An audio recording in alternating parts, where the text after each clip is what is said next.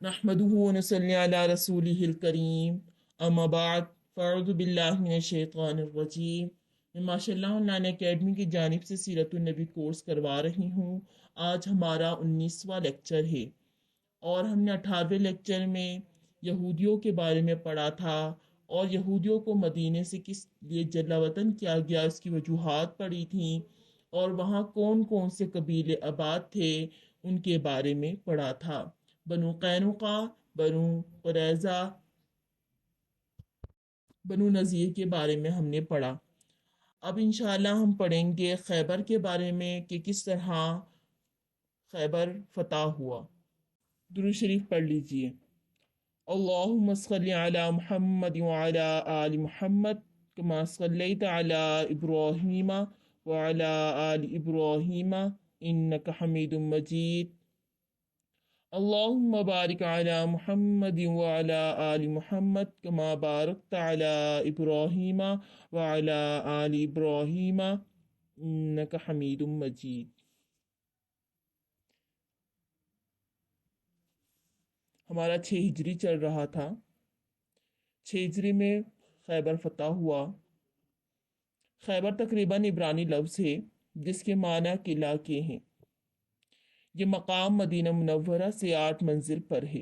European सियाह जो यहाँ पर 1877 ईस्वी में मुकीम था, उसने मदीने से इस मकाम का फासला 600 मील लिखा है। वो नखलिस्तान में जिसके किनारे पर खैबर ही निहायत जरखेज़ है, यहाँ यहूद ने निहायत मजबूत मुतअद्दिद किले बनाए थे जिनमें से बाज़ के आसार अब तक बाकी हैं। अरब में यहूदी कुव्वत का ये सबसे बड़ा मरकज़ था। मदीने से जब रूसाए बनु नज़ीर जलावतन होकर खैबर में आबाद हुए तो उन्होंने तमाम अरब को इस्लाम की मुखालिफत पर उकसाना शुरू कर दिया, जिसका पहला मजहर अहज़ाब का मुआरका था। इन रूसाओं में से हई बिन अख्तब उहई बिन अख्तब जंगे कुरैज़ा में कत्ल हुआ, जिसके बाद अबू राफ़े सल्लाम बिन अबी हक़ैक उसका जानशीन हुआ।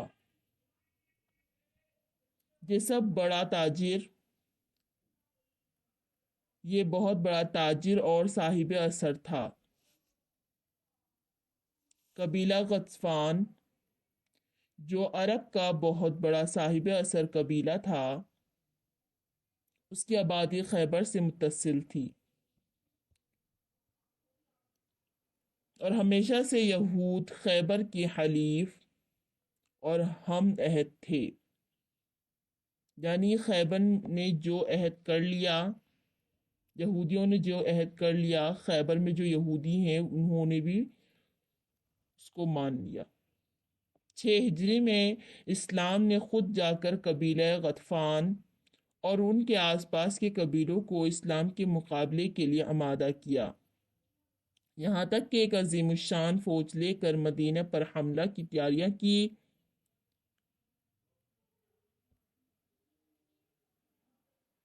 हज़रत सल्लल्लाहु अलैहि वसल्लम को ये खबरें मालूम हुई तो आप सल्लल्लाहु अलैहि वसल्लम के ईमा से यानी उनके हुक्म पर रमज़ान 6 हिजरी में हज़रत अब्दुल्ला रज़ी अल्लाह तआला अन्हु बिन अतीक एक खजरजी अंसारी के हाथ से अपनी किलाए खैबर में सोता हुआ मारा गया।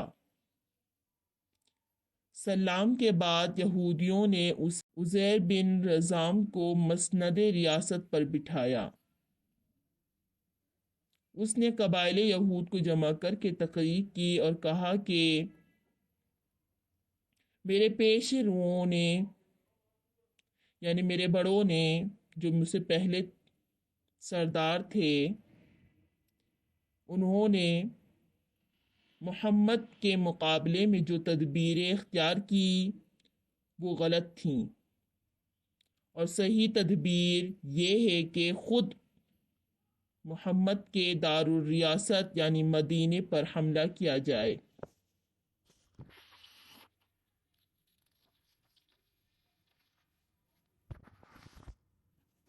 اور میں یہی طریقہ اختیار کروں گا۔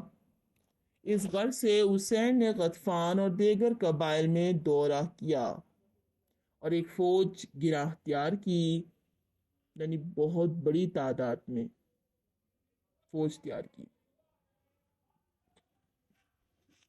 ان حضرت صلی اللہ علیہ وسلم کو یہ خبریں پہنچی تو آپ نے اس افواہ پر اعتماد نہیں کیا، بلکہ حضرت عبداللہ بن رواحہ رضی اللہ تعالی عنہ کو بھیجا کہ خود خیبر جا کر اصل واقعے کی تحقیق کریں۔ چنانچہ وہ چند آدمیوں کو لے کر خیبر گئے اور چپ کر خود اسیر کی زبانی اس کے مشورے اور تدبیریں سنی۔ یہ حالات آ کر حضرت صلی اللہ تعالی علیہ وسلم کی خدمت میں عرض کیے۔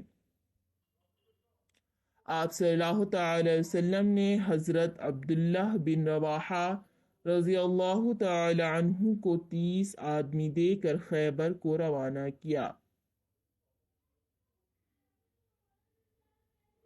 ان لوگوں نے اسیر سے کہا، ان حضرت صلی اللہ علیہ وسلم نے ہم کو اس لیے بھیجا ہے کہ تم اگر جاؤ تو خیبر کی حکومت تم کو دے دی جائے۔ چنانچہ وہ 30 آدمی لے کر خیبر سے نکلا، اور احتیاط کی بنا پر یہ مخلوط قافلہ اس طرح چلا کہ 2 شخص ہم رکاب چلتے تھے، جن میں ایک یہودی دوسرا مسلمان ہوتا تھا۔ کرکرا پہنچ کر، کرکرا ایک جگہ کی نام ہے، اسے کے دل میں بدگمانی پیدا ہوئی۔ اس نے ہاتھ بڑھا کر حضرت عبداللہ بن انیس رضی اللہ تعالی عنہ کی تلوار چھیننی چاہی۔ انہوں نے کہا، او دشمن خدا، بدعہدی کرنے چاہتا ہے۔ یہ کہہ کر سواری بڑھائی، اور جب اسیر زور پر آ گیا تو تلوار ماری کہ اس کی ران کٹ گئی۔ وہ گھوڑے سے گر گیا، اور گرتے گرتے اس نے حضرت عبداللہ کو زخمی کیا۔ اب مسلمان پیش دستی کر کے یہودی پر ٹوٹ پڑے، اور نتیجہ جنگ یہ تھا کہ یہود میں ایک کے سوا کوئی نہیں بچا۔ یہ خیر یعنی یہ واقعہ 6 ہجری یا محرم 7 ہجری کا واقعہ ہے۔ خیبر اب اسلام کا سب سے بڑا حریف اور اسلام کے لیے سب سے زیادہ خطرناک تھا۔ ان لوگوں نے مکہ جا کر قریش کے ذریعے سے تمام عرب میں بغاوت کی، ایک عالمگیر جنبش پیدا کر دی، یعنی ایسی افواہیں پھیلائیں کہ سب لوگ مشتعل ہو گئے جنگ کرنے کے لیے، جس نے واقعہ احزاب میں مرکز اسلام مدینہ منورہ کو ہلا کر رکھ دیا۔ یہ کوشش اگرچہ ناکام رہی، لیکن جو دست بازو کام کر رہے تھے اب بھی موجود تھے۔ جن لوگوں نے جنگ احزاب برپا کرائی تھی ان میں زیادہ بااثر ابن ابی الحقیق کا خاندان تھا، جو قبیلہ بنو نذیر سے تھا اور مدینے سے جلا وطن ہو کر آیا تھا۔ اس نے خیبر کے مشہور قلعہ قموس پر قبضہ کیا۔ سلام بن ابی الحقیق، جس کا ذکر اوپر گزر چکا ہے، اسی خاندان کا رئیس تھا، جس کے قتل کے بعد اس کا بھتیجا کنانہ بن ربیع بن ابی الحقیق خاندان کی ریاست پر ممتاز ہوا۔ خیبر کے یہود ادھر غطفان سے اسلام کے مقابلے کے لیے سازش کر رہے تھے، ادھر مدینہ کے منافقین ان کو مسلمانوں کی خبریں پہنچاتے رہتے تھے، ان کو ہمت دلاتے رہتے تھے کہ مسلمان تم سے سربر نہیں ہو سکتے، یعنی تم سے اوپر نہیں جا سکتے، مسلمانوں کے پاس کوئی سامان نہیں، کوئی ہتھیار نہیں، وہ مٹھی بھر ہیں، وہ کچھ نہیں تمہارا بگاڑ سکتے۔ رسول اللہ صلی اللہ تعالی وسلم نے چاہا کہ ان لوگوں سے معاہدہ ہو جائے۔ اس بنا پر آپ صلی اللہ تعالی علیہ وسلم نے حضرت عبداللہ بن رواحہ رضی اللہ تعالی عنہ کو بھیجا تھا، لیکن ادھر تو یہود خود سخت دل اور بدگمان قوم تھی، ادھر منافقین ان کو ابھارتے تھے۔ اسی زمانے میں راس المنافقین عبداللہ بن ابی بن سلول نے اہل خیبر کے پاس کہلا بھیجا کہ محمد صلی اللہ تعالی علیہ وسلم تم پر حملہ کرنا چاہتے ہیں، لیکن تم ان سے نہ ڈرنا، ان کی ہستی کیا ہے، مٹھی بھر آدمی ہیں جن کے پاس نہ ہتھیار ہے۔ یہودی نے یہ سن کر کنانہ ہودا ابن قیس کو غطفان کے پاس بھیجا کہ ہمارے ساتھ مل کر مدینے پر حملہ کرو،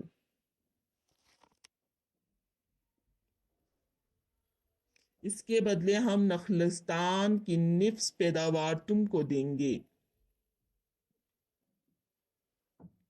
ایک روایت میں ہے کہ غطفان نے اس کو منظور کیا۔ غطفان کا ایک قوتور قبیلہ بنو فزارہ تھا۔ ان کو جب یہ معلوم ہوا کہ خیبر والے ان حضرت صلی اللہ تعالی علیہ وسلم پر حملہ کرنا چاہتے ہیں،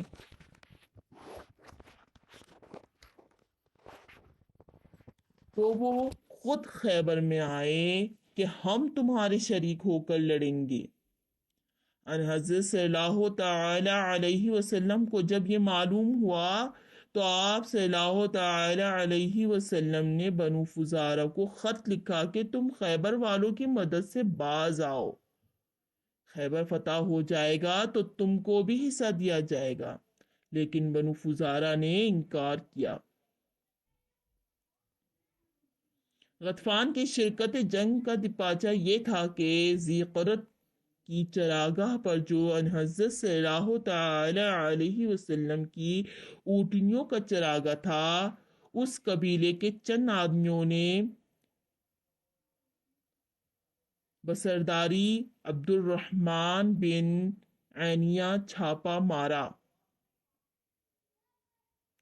اور 20 اونٹنیاں پکڑ کر لے گئے۔ حضرت ابو ذر رضی اللہ تعالی عنہ کے صاحبزادے کو جو اونٹنیوں کی حفاظت پر متعین تھے قتل کر دیا اور ان کی بیوی کو گرفتار کر کے لے گئے۔ مسلمانوں نے جب تعاقب کیا تو وہ درہ میں گھس گئے، وہاں عینیہ بن حصن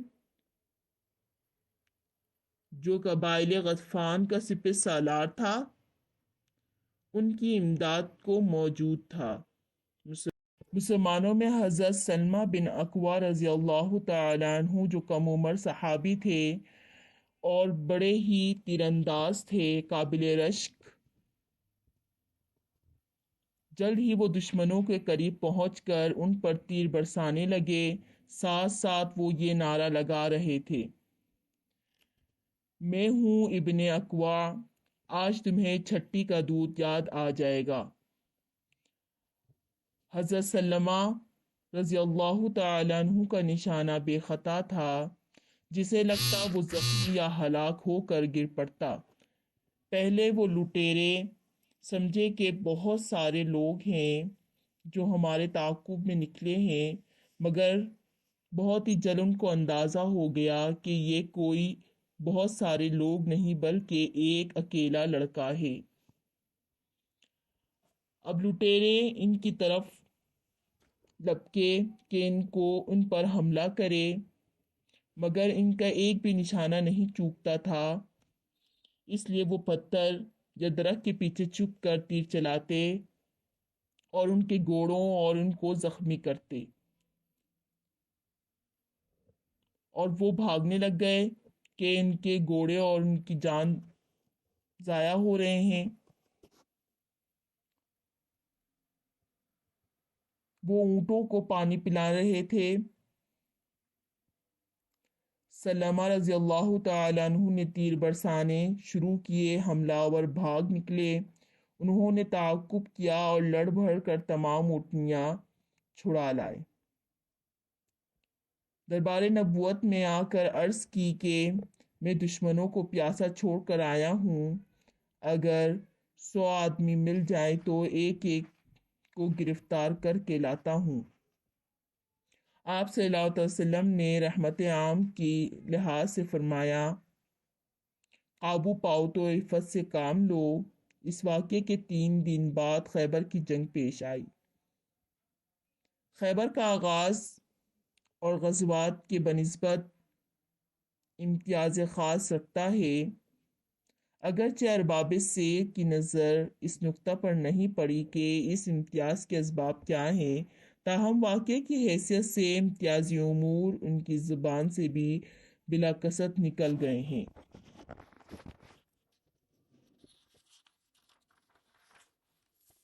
سب سے مقدم یہ ہے کہ جب آپ صلی اللہ تعالی وسلم نے خیبر کا قصد کیا تو اعلان عام کر دیا کہ ہمارے ساتھ صرف وہ لوگ آئیں جو طالب جہاد ہیں۔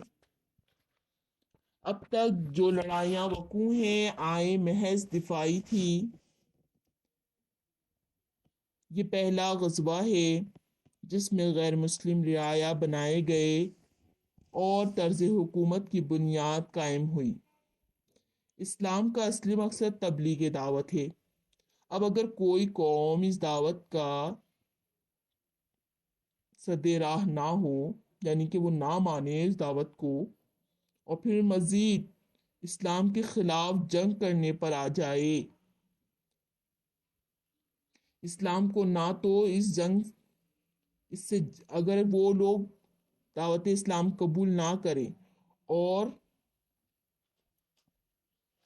معاہدہ کر لیں کہ اتنا نہ اتنا، مطلب اب اگر کوئی قوم اس دعوت کے سد راہ نہ ہو تو اسلام کو نہ تو اس سے جنگ ہے نہ اس کی رعایا بنانے کی ضرورت ہے، صرف معاہدہ صلح کافی ہے، جس کی بہت سی مثالیں اسلام میں موجود ہیں۔ لیکن جب کوئی قوم خود اسلام کی مخالفت پر کمر بستہ ہو اور وہ اس کو مٹا دینا چاہتے ہوں تو اسلام کو مدافعت کے لیے یعنی اپنی دفاع کے لیے تلوار ہاتھ پہ لینا پڑتی ہے اور اس کو اپنے زیر اثر رکھنا پڑتا ہے۔ خیبر اس قاعدے کے موافق اسلام کا پہلا مفتوحہ ملک تھا۔ غزوات کے خاتمے کے بعد یہ بحث بتفصیل آئے گی کہ ایک مدت تک لوگ جہاد کو عرب کے قدیم طریقے کے موافق معاش کا ذریعہ سمجھتے رہے۔ اس لڑائی یعنی خیبر تک بھی یہ غلط فہمی رہی۔ یہ پہلا غزوہ ہے جس میں یہ پردہ اٹھا دیا گیا اور اس لیے ان حضرت صلی اللہ تعالی علیہ وسلم نے یہ ارشاد فرمایا کہ اس لڑائی میں صرف وہ لوگ شریک ہوں جن کا مقصد محض جہاد اور اعلیٰ کلمت اللہ ہے، یعنی اللہ کا نام بلند کرنا ہے۔ غرض آپ صلی اللہ تعالی علیہ وسلم غطفان اور یہود کے حملے کی مدافعت کے لیے مدینے سے محرم 7 ہجری میں حضرت صبا بن عرفطہ غفاری رضی اللہ تعالی عنہ کو مدینے کا افسر مقرر کر کے مدینے سے روانہ ہوئے۔ ازواج مطہرات میں سے حضرت ام سلمہ رضی اللہ تعالی عنہا ساتھ تھیں۔ فوج کی تعداد 1600 تھیں، جن میں 600 سوار اور باقی پیدل تھے، جن میں 200 سوار باقی پیدل تھے۔ اس وقت تک لڑائیوں میں علم کا رواج نہ تھا، یعنی جھنڈے جو آج کل ہمارے نا پاکستان کا جھنڈا اور ہر ملک کا اپنا اپنا جھنڈا ہے، تو پہلے جھنڈوں کا رواج نہیں تھا۔ چھوٹی چھوٹی جھنڈیاں ہوتی تھیں جو کہ کسی کے امامے سے، کسی کے دوپٹے سے اور کسی کی کسی چیز سے بنا لیا جاتا تھا۔ یہ پہلی مرتبہ تھا کہ آپ صلی اللہ تعالی وسلم نے 3 عالم تیار کرائے۔ 2 حضرت خباب بن منظر رضی اللہ تعالی عنہ اور حضرت سعد بن عبادہ رضی اللہ تعالی عنہ کو عنایت ہوئے، اور خاص عالم نبوی صلی اللہ تعالی علیہ وسلم جس کا پھریر حضرت عائشہ رضی اللہ تعالی عنہا کی چادر سے تیار ہوا تھا، جناب امیر رضی اللہ تعالی عنہ کو مرحمت ہوا۔ جب فوج روانہ ہوئی تو حضرت عامر بن اقوا رضی اللہ تعالی عنہ جو مشہور شاعر تھے، یہ رجز پڑھتے ہوئے آگے چلے: اے خدا، اگر تو ہدایت نہ کرتا تو ہم ہدایت نہ پاتے، نہ خیرات کرتے نہ روزہ رکھتے۔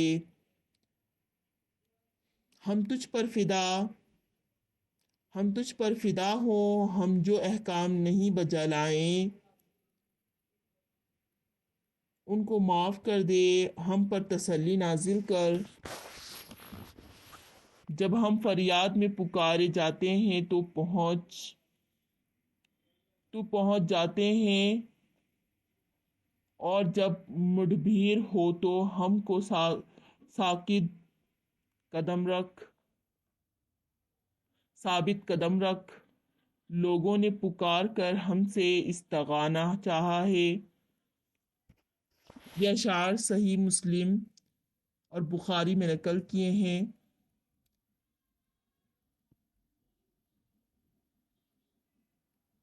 اور کسی روایت میں ہے کہ شروع کے جو 2 مصرے ہیں اس کے علاوہ اور بھی تھے۔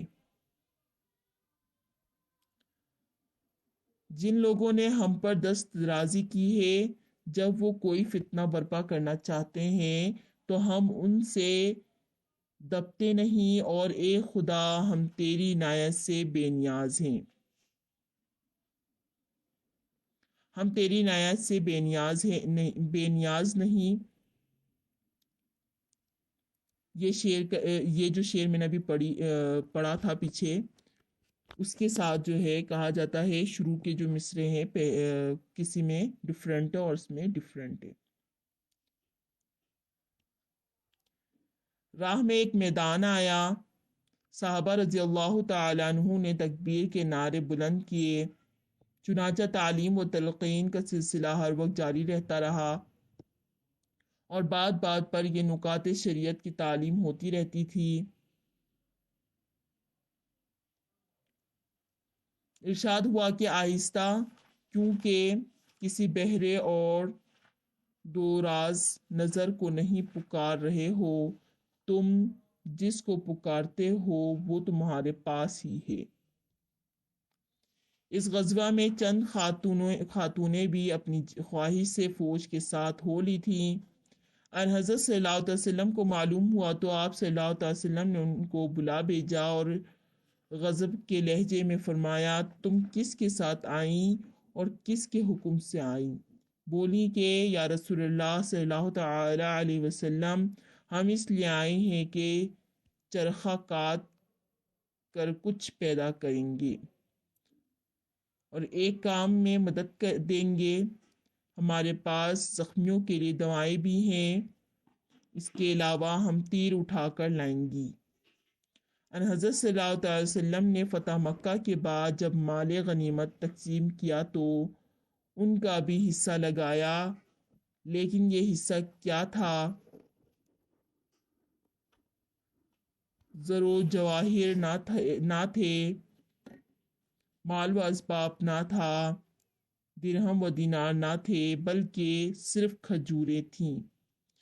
تمام مجاہدین کو یہی ملا تھا اور ان پردہ نشینوں نے بھی یہی پایا تھا۔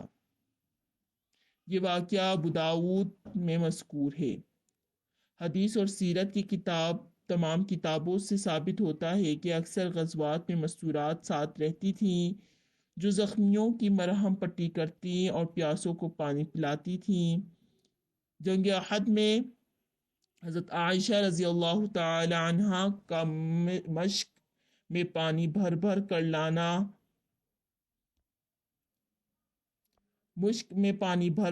لانا اور زخمیوں کو پلانا اوپر گزر چکا ہے، لیکن یہ امر کہ عورتیں میدان جنگ میں تیر اٹھا کر بھی لاتی اور مجاہدین کو دیتی تھیں، صرف ابو داؤد نے ذکر کیا ہے، لیکن چند سند صحیح متصل سے ذکر کیا ہے، اس لیے شک کی گنجائش نہیں۔ یوں بھی عرب کی مستورات سے کم از کم یہی توقع کی جا سکتی ہے۔ چنانچہ معلوم تھا کہ غطفان اہل خیبر کی مدد کو آئیں گے۔ ان حضرت صلی اللہ علیہ وسلم نے مقام رجیم میں فوجیں اتاری جو غطفان اور خیبر کے بیچ میں ہے۔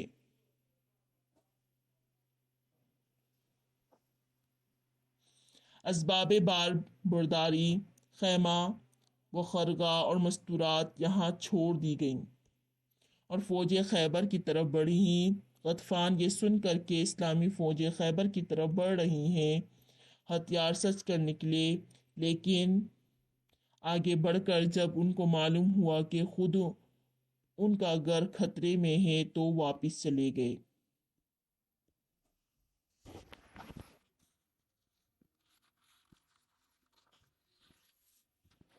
خیبر میں 6 قلعے ہیں۔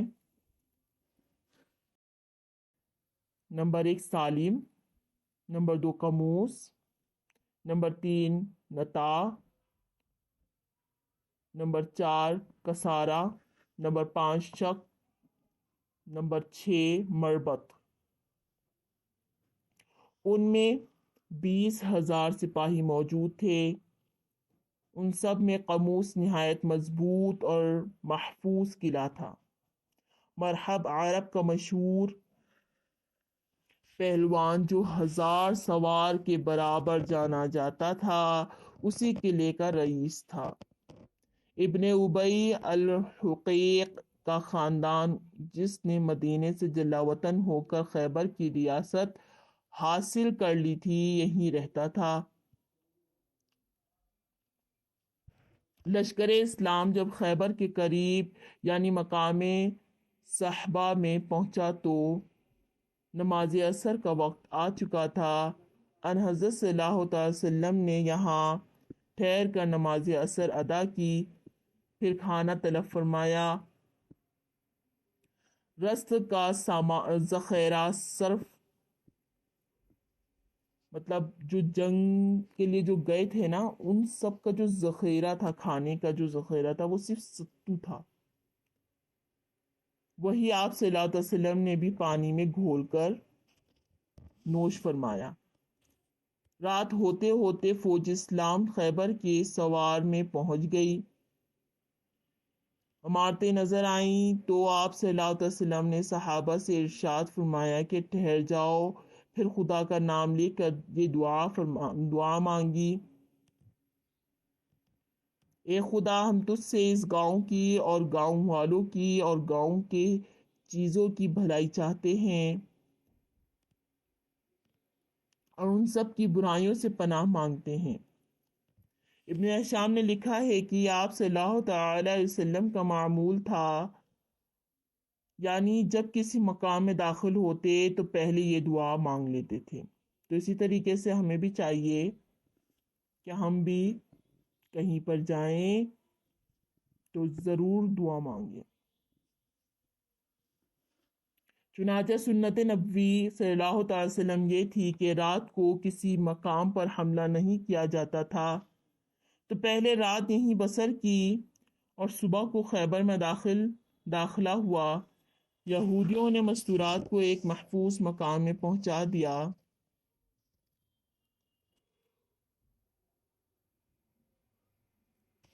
رسد اور غلہ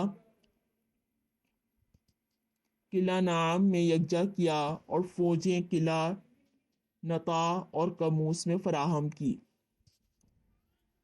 سلام بن مشکم نظری بیمار تھا، تاہم اس نے سب سے زیادہ حصہ لیا اور خود قلعہ نطات میں آ کر فوج کی شرکت کی۔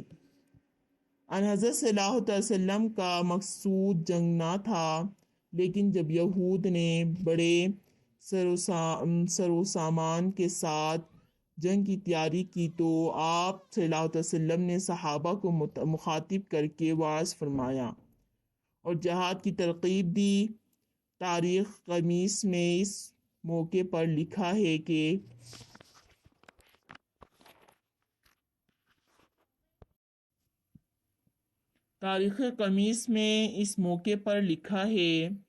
اور جب ان حضرت صلی اللہ علیہ وسلم کو یقین ہو گیا کہ یہود لڑنے مرنے پر آمادہ ہیں تو آپ صلی اللہ علیہ وسلم نے صحابہ کو نصیحت کی کہ اور جہاد کی ترغیب دی۔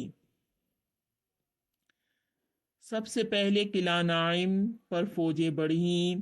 حضرت محمود بن مسلمہ رضی اللہ تعالی عنہ نے بڑی دلیری سے حملہ کیا اور دیر تک لڑتے رہے، لیکن چونکہ سخت گرمی تھی تھک کر دم لینے کے لیے قلعہ کی دیوار کے سائے میں بیٹھ گئے۔ کنانہ بن ربیع نے قلعہ کے فصیل سے چکی کا پاٹ ان کے سر پر گرایا، جس کے صدمے سے وفات پائی۔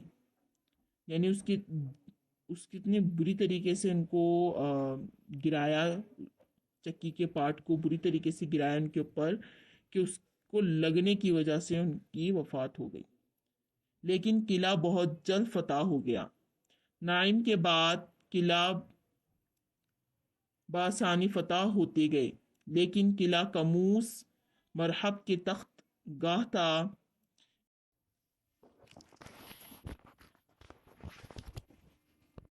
نعیم قلعے کے بعد بآسانی سارے قلعے فتح ہوتے گئے، لیکن قلعہ کموس مرحب کے تخت گاہ تھا۔ اس مہم میں آپ صلی اللہ علیہ وسلم نے کئی بڑے بڑے صحابہ بھیجے، لیکن کافی دیر ہونے کی وجہ سے کوئی فتح نہیں کر پا رہا تھا۔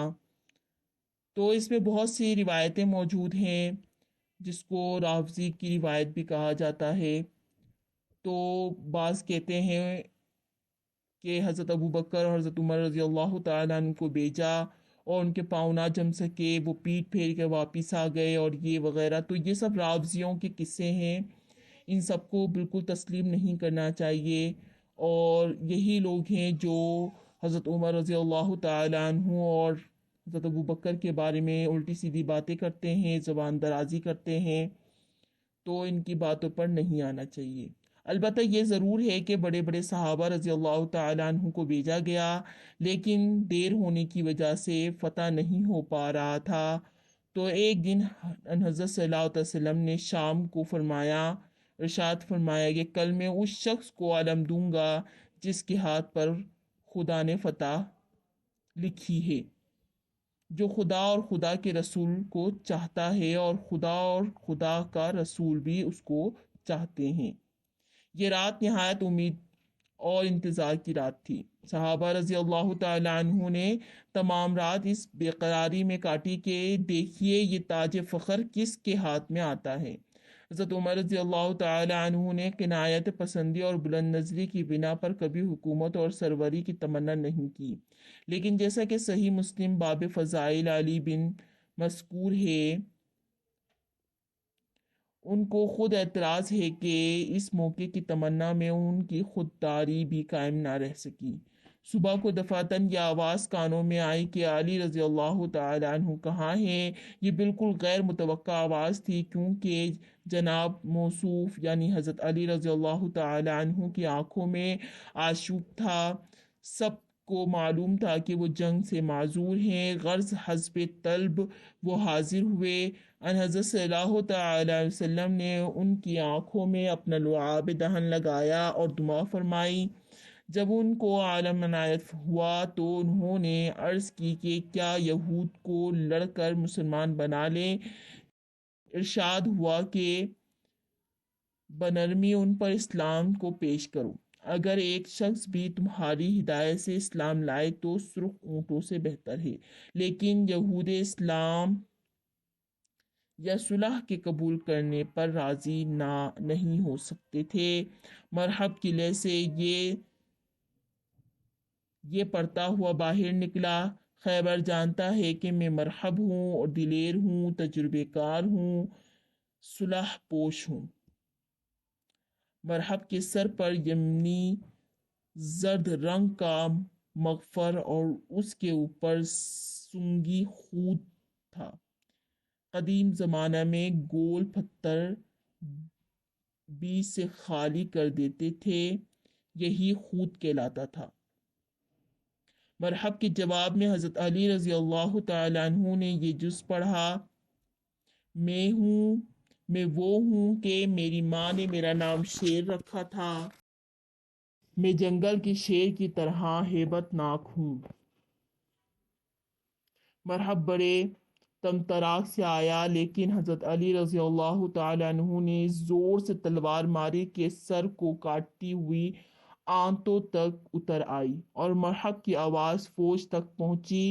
پہلوان کا مارا جانا عظیم الشان واقعہ تھا، اس لیے عجائب پسندی نے اس کے متعلق نہایت مبالغہ آمیز افواہیں پھیلا دیں۔ معالم التنزیل میں ہے کہ حضرت علی رضی اللہ تعالیٰ عنہ نے جب تلوار ماری تو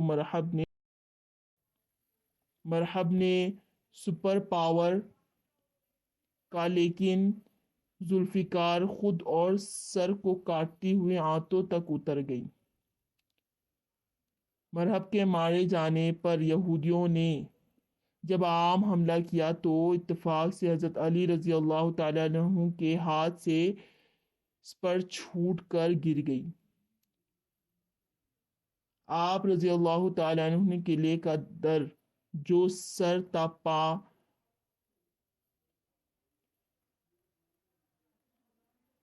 پارے سنگ تھا اکھاڑ کر اس سے سپر کا کام لیا۔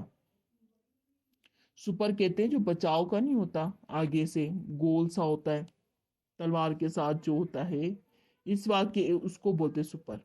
بولتے ہیں کہ حضرت علی رضی اللہ تعالیٰ عنہ کے ہاتھ سے جب وہ سپر گرا نا تو انہوں نے دروازہ اکھاڑ لیا۔ اب سنیں کیا بولتے ہیں اس کے آگے۔ اس واقعے کے بعد ابو رافع نے 7 آدمیوں کے ساتھ مل کر اس کو اٹھانا چاہا تو جگہ سے بھی نہ ہل سکا۔ یہ روایت ابن اسحاق اور حاکم نے روایت کی ہے، لیکن بازاری قصے ہیں۔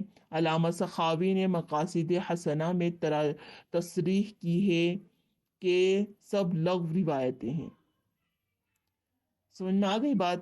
جو اتنی بڑی بڑی باتیں کرتے ہیں تو یہ سب جو ہیں لغو باتیں ہیں۔ مرحب کو حضرت علی رضی اللہ تعالیٰ عنہ نے ایک ہی وار سے مار دیا تھا، اور اس کے علاوہ جو واقعہ بتایا گیا ہے، یعنی میں نے جو بتایا، وہ سارے ایسی ہی افواہیں ہیں۔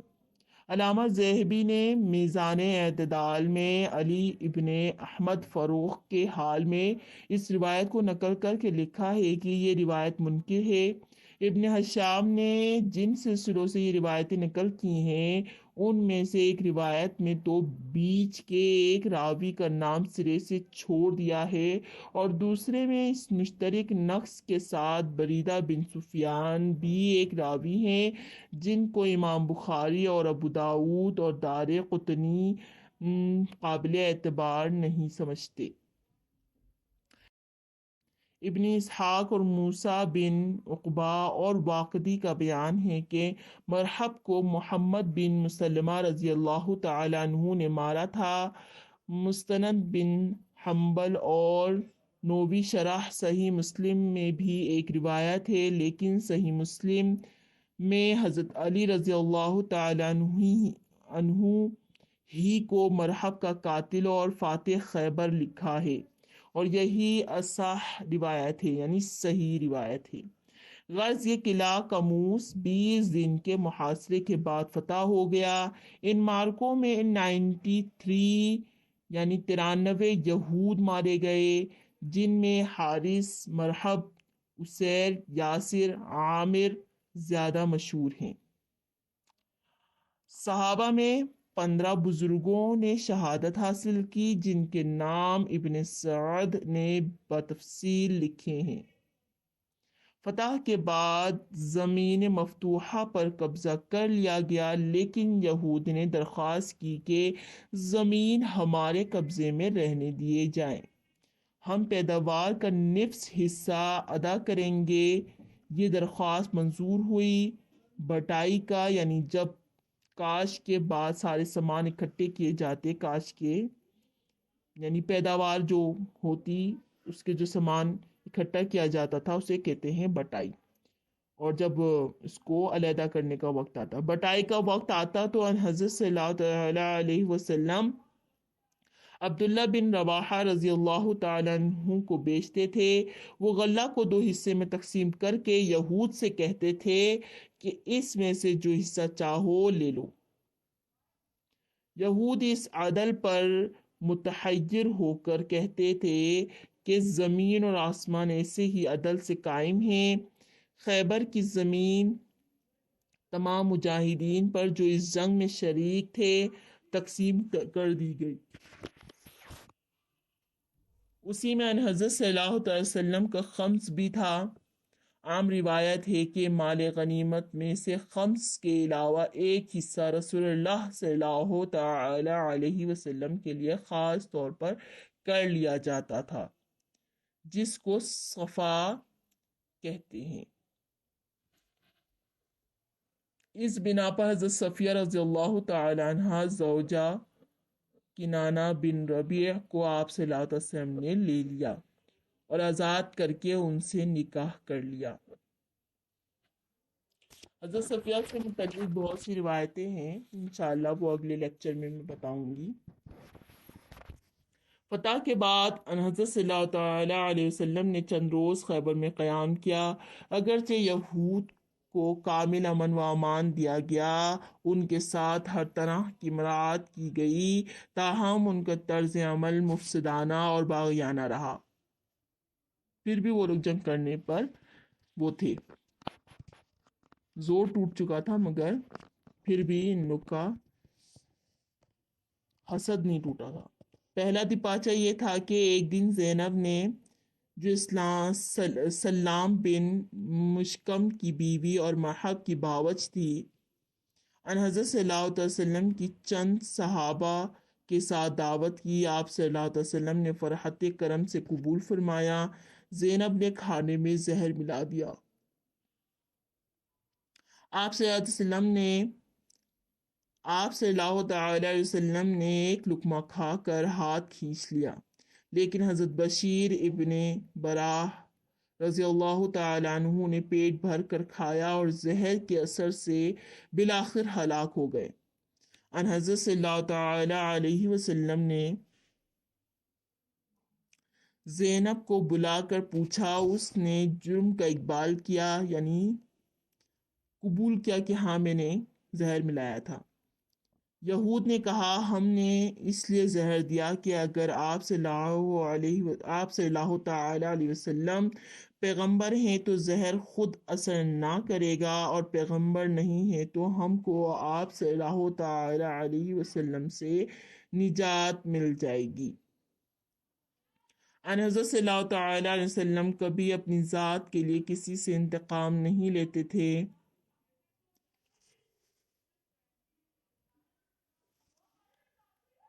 اس بنا پر آپ صلی اللہ علیہ وسلم نے زینب سے تعرض نہیں فرمایا، لیکن جب 2-3 دن کے بعد حضرت بشیر رضی اللہ تعالی عنہ زہر کے اثر سے انتقال کر گئے تو وہ قصاص میں قتل کر دی گئیں۔ ایک دفعہ صحابہ رضی اللہ تعالی عنہ میں سے حضرت عبداللہ بن سہیل رضی اللہ تعالی عنہ، حضرت محیصہ رضی اللہ تعالی عنہ قحط سالی کے زمانے میں خیبر گئے۔ یہود نے حضرت عبداللہ رضی اللہ تعالی عنہ کو دھوکے سے قتل کر کے ایک نہر میں ڈال دیا۔ حضرت محیضہ رضی اللہ تعالی عنہ نے حضرت صلی اللہ علیہ وسلم کی خدمت میں آ کر واقعہ بیان کیا۔ آپ صلی اللہ تعالی علیہ وسلم نے فرمایا، تم قسم کھا سکتے ہو کہ یہودیوں نے قتل کیا؟ عرض کیا کہ حضور وہ تو 50 مسلمانوں کو قتل کر کے بھی جھوٹی قسم کھا لیں گے۔ غرض ان حضرت صلی اللہ تعالی وسلم نے یہود سے تعرض نہیں کیا اور بیت المال سے مقتولوں کا خون بہا دلا دیا۔ حضرت عمر رضی اللہ تعالی عنہ کے زمانہ خلافت میں یہود نے حضرت عبداللہ بن عامر رضی اللہ تعالی عنہ کو سوتے میں کوٹھے پر سے گرا دیا کہ ان کا ہاتھ اور پیر ٹوٹ گیا۔ اس طرح ہمیشہ فساد انگیزیاں کرتے رہتے تھے۔ مجبور ہو کر حضرت عمر رضی اللہ تعالی عنہ نے ان کو شام کے اضلاع میں جلا وطن کر دیا۔ یہ جملہ متعرضہ سلسلہ کلام میں آ گیا تھا۔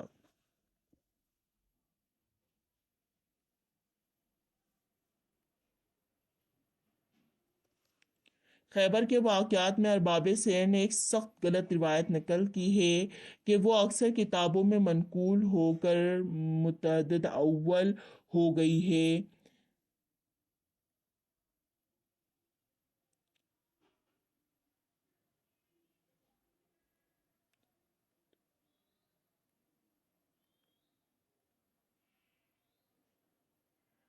وہ اکثر کتابوں میں منقول ہو کر مل گئی ہے، یعنی یہ کہ اول آپ صلی اللہ تعالی وسلم نے یہود کو اس شرط پر عمل عام دیا تھا کہ کوئی چیز نہ چھپائیں گے، لیکن جب کنانہ بن ربیعہ نے خزانہ بتانے سے انکار کیا تو آپ صلی اللہ تعالی وسلم نے حضرت زبیر رضی اللہ تعالی عنہ کو حکم دیا کہ سختی کر کے ان سے خزانے کا پتہ لگاؤ۔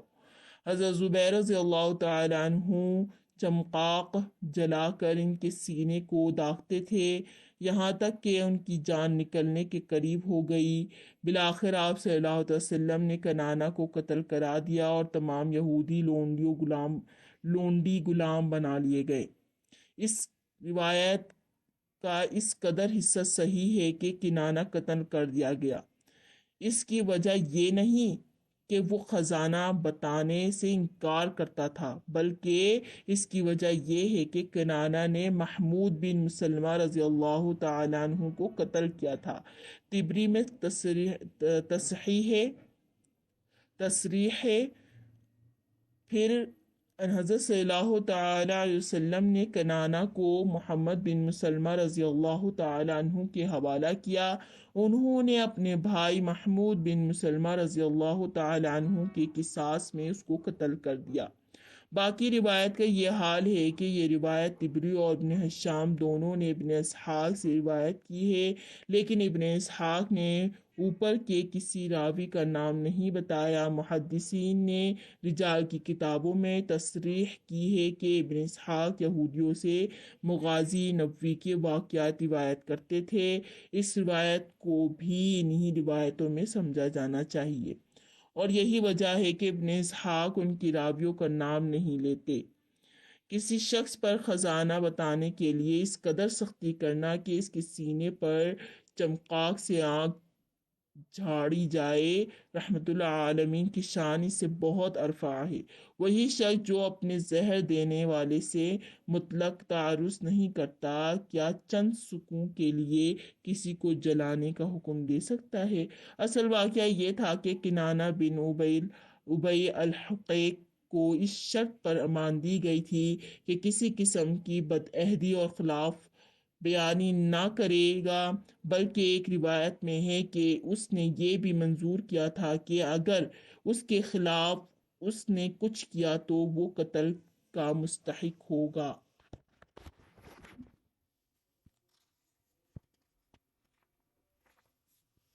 کنانہ نے بدعہدی کی اور جو امن اس کو دیا گیا تھا ٹوٹ گیا۔ کنانہ نے محمود بن مسلمہ رضی اللہ تعالیٰ عنہ کو قتل کیا تھا، اب اس کے قصاص میں وہ قتل کر دیا گیا، جیسا کہ ابھی ہم نے طبری کی روایت سے نقل کیا ہے۔ اب دیکھو اس روایت میں کہ کیا کیا واقعات اضافہ ہو گئے۔ قتل کا واقعہ کنانہ کے ساتھ خاص تھا، خزانہ کے چھپانے کا کوئی جرم وہی جرم تھا، محمود بن مسلمہ کو اسی نے قتل کیا تھا، اس لیے وہی قتل بھی کیا جا سکتا تھا۔ اضافہ کا پہلا قدم یہ ہے کہ ابن سعد نے بکر بن عبد الرحمن سے جو روایت متصل نقل کی ہے، اس کی کنانہ کے ساتھ اس کے بھائی کا بھی نام بڑھا دیا ہے، یعنی دونوں قتل کیے گئے۔ تو حضرت صلی اللہ علیہ وسلم نے دونوں کو قتل کرا دیا، ان کی عورتوں اور بچوں کو لونڈی اور غلام بنا لیا۔ تو جب وہ خزانہ مل گیا جس کو انہوں نے اونٹ کی کھال میں چھپا رکھا تھا، تو ان کی عورتیں گرفتار کیوں اور لونڈیاں بنا لی۔ لیکن جب یہ روایتیں محدثانہ اصول تنقید سے جانچی جاتی ہے تو چھلکے اترتے جاتے ہیں اور اصل حقیقت رہ جاتی ہے۔ یہود کا قتل اور زن اور بچوں کا گرفتار ہونا ایک طرف، خود صحیح بخاری سے ثابت ہے کہ کنانہ کا بھائی تک قتل نہیں کیا گیا اور حضرت عمر رضی اللہ تعالیٰ عنہ کے زمانے خلافت تک موجود تھا۔ صحیح بخاری میں ہے، پھر جب حضرت عمر رضی اللہ تعالیٰ عنہ نے یہ ارادہ کر لیا تو ابو الحقیق کا ایک بیٹا ان کے پاس آیا اور کہا کہ امیر المؤمنین، آپ ہم کو نکالتے ہیں، حالانکہ ہم کو محمد صلی اللہ علیہ وسلم نے رہنے دیا تھا اور خراج پر معاملہ کیا تھا۔ حافظ ابن حجر نے فتح الباری میں تصریح کی ہے کہ یہی وہی کنانہ ابن ابی الحقیق کا بھائی تھا۔ حافظ ابن قیم نے زاد المعاد میں عام روایتوں کی وسعت کو گھٹا کر اس حد تک پہنچایا کہ ان حضرت صلی اللہ علیہ وسلم نے صلح کے بعد ابن ابی حقیق کے دونوں بیٹوں کے سوا کسی کو قتل نہیں کیا۔ لیکن حافظ موصوف کو اگر صحیح بخاری کی عبارت مذکورہ بالا پیش نظر ہوتی تو غالباً یہ تعداد اور بھی گھٹ جاتی۔ ابو داود میں جہاں ارض الخیبر کا عنوان باندھا ہے، صرف ابن ابی الحقیق کا قتل کیا جانا لکھا ہے۔ یہ نکتہ بھی ملحوظ رکھنا چاہیے کہ ابو داود میں لکھا ہے کہ ان حضرت صلی اللہ تعالی وسلم نے سعیہ یعنی احی بن اخطب کا چچا سے پوچھا تھا کہ وہ خزانہ کیا ہوا۔ اس نے کہا لڑائیوں میں صرف ہو گیا۔ باوجود اس کے ان حضرت صلی اللہ علیہ وسلم نے صرف کنانہ کے قتل کا حکم دیا۔ یہ اس بات کی صاف دلیل ہے کہ کنانہ کا قتل محمود بن مسلمہ رضی اللہ تعالی عنہ کے قصاص میں ہوا تھا، ورنہ اگر خزانہ کے چھپانے کا جرم قتل کا سبب ہوتا تو اس جرم کے مجرم اور بھی تھے۔ مورخین نے پہلی غلطی یہ کی کہ کنانہ کے قتل کا سبب اخفائے خزانہ سمجھے، اور چونکہ اس جرم میں اور لوگ بھی شریک تھے اس لیے یہ تعمیم خود بخود پیدا ہو گئی کہ کنانہ کے تمام خاندان قتل کر دیا گیا۔ ایک اور نکتہ اس قدر عموماً مسلم ہے کہ خیبر کا واقعہ محرم میں پیش آیا، یعنی ان حضرت صلی اللہ تعالی وسلم جب اس ارادے سے مدینے سے نکلے تو محرم کی آخر تاریخیں تھی۔ محرم میں لڑائی شریعاً ممنوع ہے، اس لیے محدثین اور فقہاء میں اس کی توجیہ کے متعلق اختلاف پیدا ہوا۔ بہت سے فقہاء کا یہ مذہب ہے کہ اوائل میں البتہ ان مہینوں میں لڑائی شریعاً ممنوع تھی، لیکن پھر وہ حکم منسوخ ہو گیا۔ علامہ ابن قیم نے لکھا ہے کہ حرمت کا پہلا حکم جو نازل ہوا تھا وہ اس آیت کی روح سے تھا، کہہ دو کہ اس مہینے میں لڑنا بڑا گناہ ہے اور خدا کی راہ میں روکنا ہے۔ سورہ بقرہ آیت نمبر 8 208 है या 8 है? ठीक है, 208 है। हुर्मत का पहला हुक्म जो नाजिल हुआ था वो इस आयत की रूह से था, कह दो कि इस महीने में लड़ना बड़ा गुनाह है और खुदा की राह में से रोकना है। फिर सूरह माइदा में यह आयत उतरी, मुसलमानों खुदा की हद बंदियों की और माह हराम की बेहुरमती ना करो। ये पिछली आयत पहली आयत के 8 बरस बाद नाजिल हुई। इस वसी ज़माना तक तो हुर्मत का हुक्म बाकी रहा। अब वो कौन सी आयत या हदीस है जिससे ये हुक्म मनसूख हो गया? और वो खुदा की किताब और हदीस में उन आयतों के हुक्म का कोई नासिख नहीं। मजूजीन ने जो इस्तेदलाल किया है कि फ़तह हरम,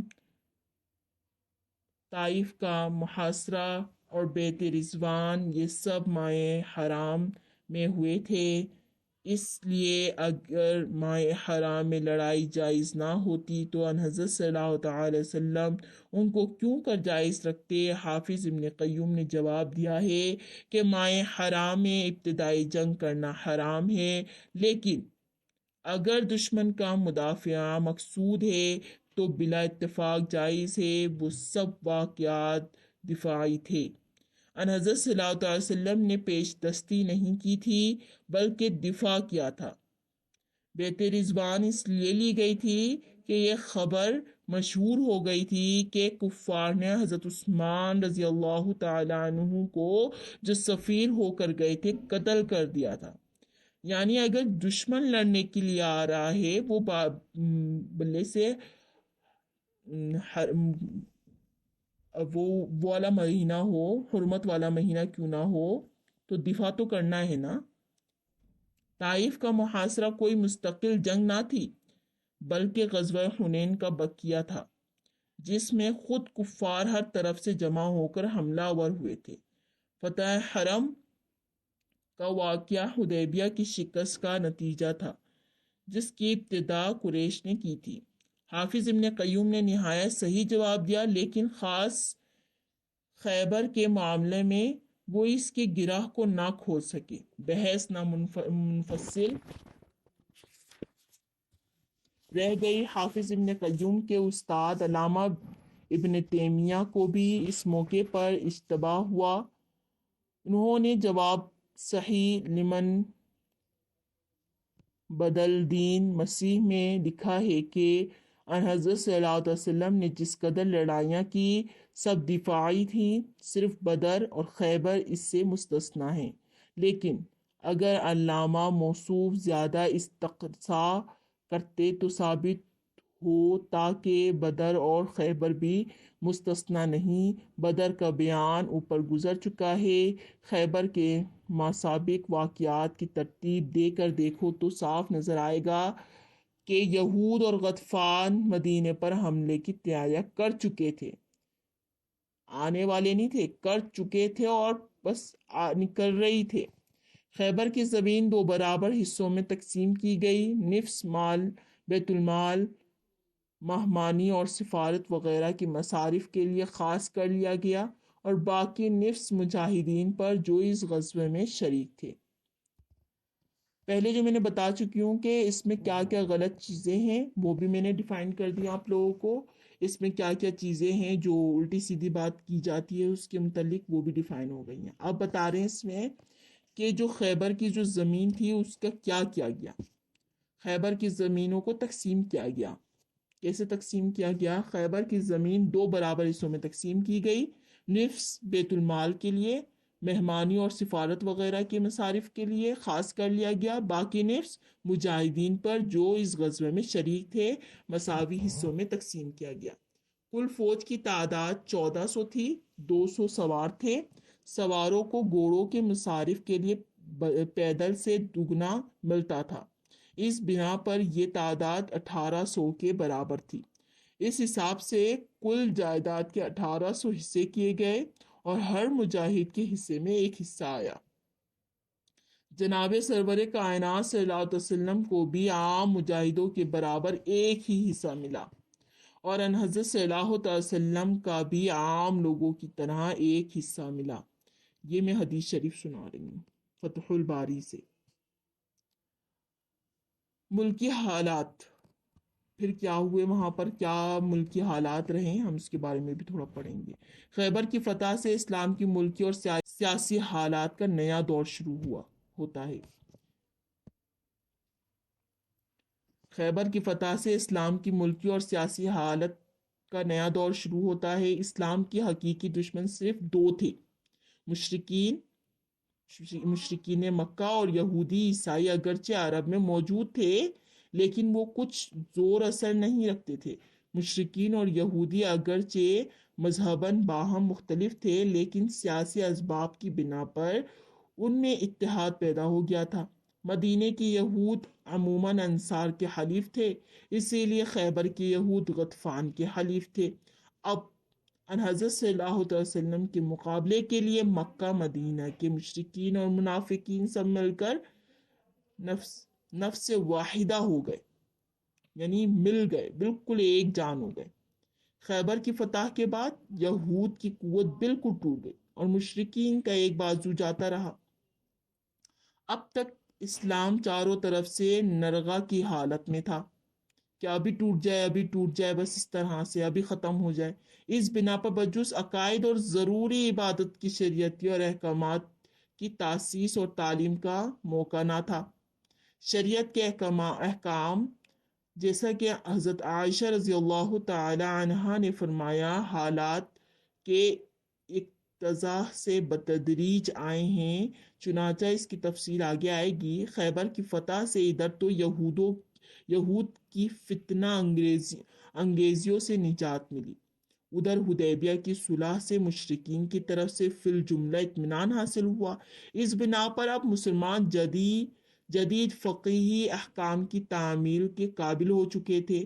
ارباب سیر نے غزوہ خیبر کے تذکرہ میں عموماً ذکر کیا ہے کہ اس موقع پر متعدد جدید فقہی احکام نازل ہوئے اور حضرت صلی اللہ علیہ وسلم نے ان کی تبلیغ کی، اور ان کی تفصیل یہ ہے: پنجے سے شکار کرنے والے پرندے حرام ہیں، درندہ جانور حرام ہے، گدھا خچر حرام کر دیا گیا۔ اب تک معمول تھا کہ لونڈیوں سے فوراً تمتع جائز سمجھا جاتا تھا، اب استبراء کی قید ہو گئی، یعنی اگر وہ حاملہ ہے تو وضع حمل تک، ورنہ 1 مہینے تک تمتع جائز نہیں۔ چاندی سونے کا بتفاضل خریدنا حرام ہوا۔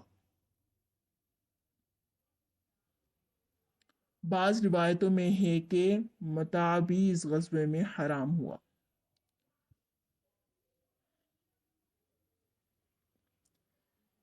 تیمیہ اور خیبر کے درمیان ایک وادی ہے جس میں بہت سی بستیاں آباد ہیں، اس کو وادی قرا کہتے ہیں۔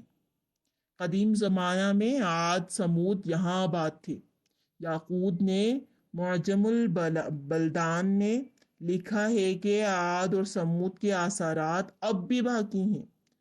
اسلام سے پہلے ان بستیوں میں یہود آ کر آباد ہوئے اور زراعت اور آب رسانی کی بہت ترقی دی، اور اب یہ یہود کا مخصوص مرکز بن گیا تھا۔ خیبر کے بعد حضرت صلی اللہ علیہ وسلم نے وادی قرا کا رخ کیا، لیکن لڑنا مقصود نہ تھا، مگر یہود پہلے سے تیار تھے۔ انہوں نے فوراً تیر اندازی شروع کر دی۔ حضرت صلی اللہ علیہ وسلم کا محمل، آپ صلی اللہ تعالی وسلم کے غلام حضرت مدعم رضی اللہ تعالی عنہ اتار رہے تھے کہ ایک تیر آیا اور وہ جاں بحق ہوئے۔ عام مورخین نے یہود کی تیاری کا ذکر نہیں کیا ہے، لیکن امام بہقی نے صاف تصریح کی ہے: یہود ہمارے مقابلے کو تیر چلاتے ہوئے نکلے اور ہم تیار نہ تھے۔ بہرحال جنگ شروع ہو گئی، لیکن تھوڑے سے مقابلے کے بعد یہود نے سپر ڈال دی اور خیبر کی شرائط کے موافق صلح ہو گئی، یعنی ہم اپنے جو بھی ہم زرخیز کریں گے، پیداوار کریں گے، اس کا نصف حصہ دیں گے۔ صلح حدیبیہ میں قریش سے معاہدہ ہوا تھا کہ اگلے سال ان حضرت صلی اللہ علیہ وسلم مکہ میں آ کر عمرہ ادا کریں گے اور 3 دن قیام کر کے واپس چلے جائیں گے۔ اس بنا پر ان حضرت صلی اللہ علیہ وسلم نے اس سال عمرہ ادا کرنا چاہا اور اعلان کر دیا کہ جو لوگ واقعہ حدیبیہ میں شریک تھے ان میں سے کوئی رہ نہ جائے، چنانچہ بجوز ان لوگوں کے جو اس اثنا میں مر چکے تھے سب نے سعادت حاصل کی۔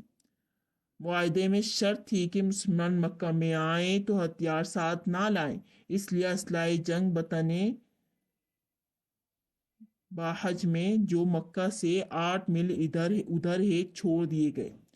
200 سواروں کا ایک دستہ اسلحہ کی حفاظت کے لیے متعین کر دیا گیا۔ ان حضرت صلی اللہ علیہ وسلم لبیک کہتے ہوئے حرم کی طرف بڑھے اور حضرت عبداللہ بن رواحہ رضی اللہ تعالیٰ عنہ اونٹ کی مہار تھامے ہوئے آگے یہ جس پڑھتے جا رہے تھے: کافروں سامنے سے ہٹ جاؤ، آج جو تم نے اترنے سے روکا تو ہم تلوار کا وار کریں گے، وہ وار جو سر کو خوابگاہ سر سے الگ کر دے اور دوست کے دل سے دوست کی یاد بلا دے۔ صحابہ رضی اللہ تعالی عنہم کا جمع غفیر ساتھ تھا، یعنی بہت سارے تھے، اور برسوں کی درینہ تمنا اور فرض مذہبی بڑے جوش کے ساتھ ادا کر رہا تھا۔ اہل مکہ کا خیال تھا کہ مسلمانوں کو مدینے کی آب و ہوا نے کمزور کر دیا ہے۔ اس بنا پر آپ صلی اللہ علیہ وسلم نے حکم دیا کہ لوگ طواف کے 3 پہلے پھیروں میں اکھڑتے ہوئے چلیں، یعنی اچھل کے۔ عربی زبان میں اس کو رمل کہتے ہیں، چنانچہ آج تک یہ سنت باقی ہے۔ اہل مکہ نے اگرچہ 4 ناچار عمرہ کی اجازت دے دی تھی، تاہم ان کی آنکھیں اس منظر کے دیکھنے کی تاب نہیں لا سکتی تھیں۔ رؤسائے قریش نے عموماً شہر خالی کر دیا اور پہاڑوں پر چلے گئے۔ 3 دن کے بعد حضرت علی رضی اللہ تعالیٰ عنہ کے پاس آئے اور کہا: محمد سے کہہ دو کہ شرط پوری ہو چکی، اب مکہ سے نکل جائیں۔ حضرت علی رضی اللہ تعالیٰ عنہ نے ان حضرت صلی اللہ تعالیٰ علیہ وسلم سے عرض کی۔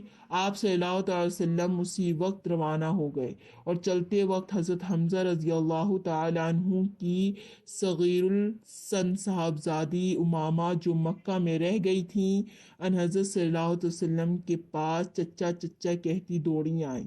حضرت علی رضی اللہ تعالیٰ عنہ نے ہاتھوں میں اٹھا لیا، لیکن حضرت جعفر رضی اللہ تعالیٰ عنہ اور حضرت علی رضی اللہ تعالیٰ عنہ کے بھائی اور زید بن حارثہ رضی اللہ تعالیٰ عنہ نے اپنے دعوے پیش کیے۔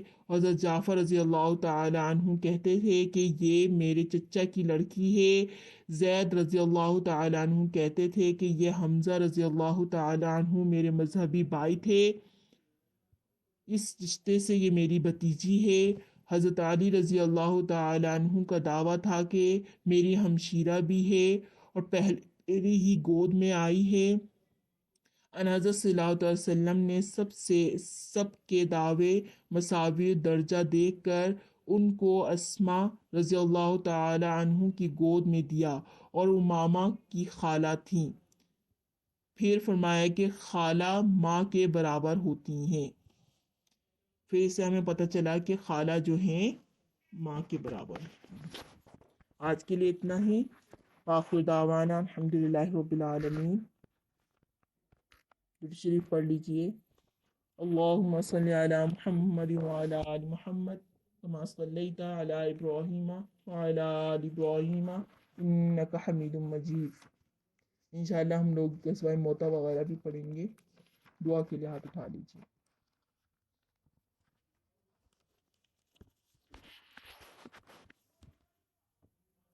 بسم اللہ الرحمن الرحیم الحمدللہ رب العالمین الرحمن الرحیم مالک یوم الدین ایاک نعبد و ایاک نستعین اهدنا الصراط المستقيم صراط الذين أنعمت عليهم غير المغضوب عليهم ولا الضالين آمين.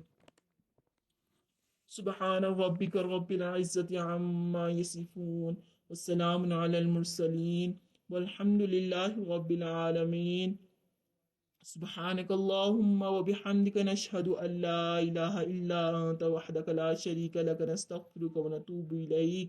اللهم اقسم لنا من خشيتك ما تحول به بيننا وبين معصيتك ومن طاعتك ما تبلغنا به جنتك ومن اليقين ما تهون به علينا مصائب الدنيا.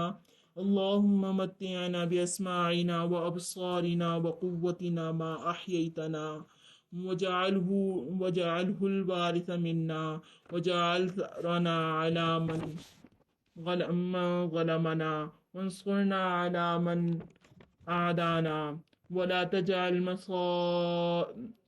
ولا تجعل مصيبتنا في ديننا ولا تجعل الدنيا أكبر همنا ولا مبلغ علمنا ولا تسلط علينا من لا يرحمنا. آمين. اللهم ربنا آمين.